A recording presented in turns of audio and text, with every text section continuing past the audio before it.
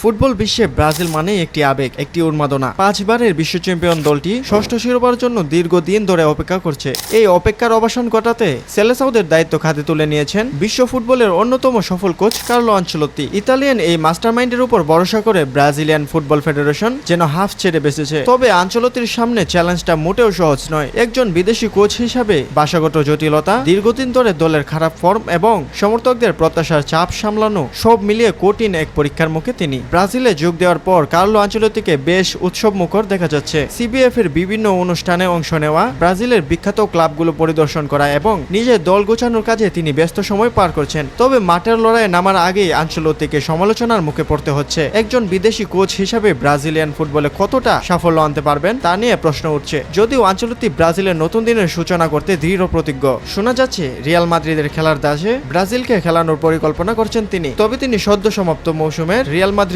নয়, বরং আগের মৌসুমের কৌশল অনুসরণ করতে চান। আনচেলত্তি মনে করেন ব্রাজিল বিশ্বের অন্যতম সেরা দল এবং ষষ্ঠ বিশ্বকাপ জেতার জন্য তাদের সামর্থ্য রয়েছে। ইতালি জাতীয় দলের দায়িত্ব না নেওয়ার কারণ হিসাবে তিনি জানান, তাকে কেউ প্রস্তাব দেয়নি, তাই ব্রাজিলের দায়িত্ব পেয়ে তিনি বেশ আনন্দিত এবং নিজের সেরাটা দিতে প্রস্তুত। বিগত মৌসুমে রিয়াল মাদ্রিদের সাফল্যের মূল চাবিকাঠি ছিল তাদের মাঝমাঠের নিয়ন্ত্রণ এবং আক্রমণ ভাগের গতি। করিম বেনজেমার অসাধারণ ফর্ম এবং ভিনিসিয়াস জুনিয়রের দ্রুতগতি দৌড় প্রতিপক্ষের রক্ষণাভাগকে ক্রাশ সৃষ্টি করেছিল। আনচেলত্তি সম্ভবত এই ফর্মুলায় ব্রাজিলের ব্যবহার করবে। রাফিনিয়া, ভিনিসিয়াসদের মতো প্রতিভাবান ফরোয়ার্ডদের সঙ্গে মিলিতভাবে আক্রমণে যাওয়ার পরিকল্পনা রয়েছে তার। একই সঙ্গে মাঝমাঠের দায়িত্ব দেবেন ক্যাসেমিরোর উপর। তবে রিয়াল মাদ্রিদের ট্যাকটিক্স পুরোপুরি অনুসরণ করা ব্রাজিলের জন্য কতটা বাস্তবসম্মত তা নিয়ে প্রশ্ন ওঠাটাই স্বাভাবিক, কারণ দুটি দলের খেলোয়াড় এবং তাদের খেলার ধরনে ভিন্নতা রয়েছে। আনচেলত্তিকে অবশ্যই ব্রাজিলিয়ান খেলোয়াড়দের সামর্থ্য এবং দুর্বলতা বিবেচনা করে একটি কৌশল তৈরি করতে হবে। আগামী 5 জুন বিশ্বকাপ বাছাই পর্বে ইকুয়েডরের বিপক্ষে ম্যাচ দিয়ে আনচেলত্তি ব্রাজিলের ডাগআউটে প্রথমবার দাঁড়াবেন। এই ম্যাচে ভালো ফল করে তিনি সমালোচকদের মুখ বন্ধ করতে চাইবেন। ব্রাজিলের ফুটবল প্রেমীরা তাকিয়ে আছেন কার্লো আনচেলত্তির দিকে। তারা আশা করছেন এই ইতালিয়ান কোচ তাদের ষষ্ঠ বিশ্বকাপ শিরোপা এনে দেবে। আনচেলত্তি কি পারবেন ব্রাজিলের সোনালী দিন ফিরিয়ে আনতে?